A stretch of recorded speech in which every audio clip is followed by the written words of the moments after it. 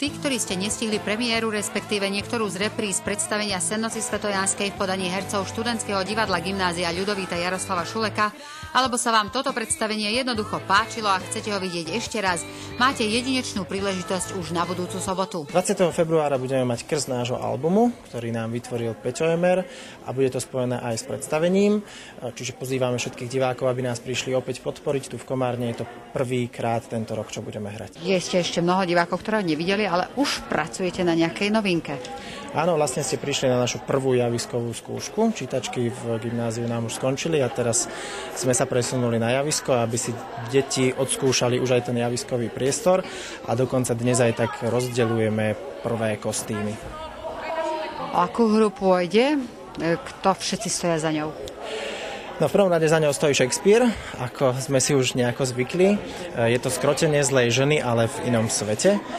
No a štandardne stojí za ňou ten istý tím. Veľmi rád zdôrazňujem najmä to, že tí ľudia, ktorí nás aj doteraz podporovali, tak s veľkou ochotou sa pridali aj teraz. To znamená, že asi najzaujímavejšie z toho je, že opäť projekt prevzal pod svoju záštitu prezident Slovenskej republiky. Shakespearovo dielo aj tentoraz slúžilo gymnazistom len ako predloha, inšpirácia. Režie sa opäť ujal Jožko Černek. Pripomeniem, že na námety tejto hry bolo natočených veľa filmov.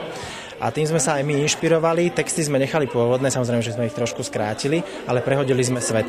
Ak vezmeme do úvahy, že Shakespeare písal pre mužskú spoločnosť, podľa kedy hrali len muži a muži vždy tvorili ženám, tak my sme si to otočili a v našom svete, v našej hre budú mužom tvoriť ženy a oni tak nejako budú tie silnejšie, tie mocnejšie a oni budú určovať chod dejín. Okrem toho výrobného štábu si to vyžaduje množstvo partnerov zvonka, ktorí vás musia nechce aj finančne podporiť. Áno, no predchádzajúci projekt presiahol 1,1 milióna v korunách.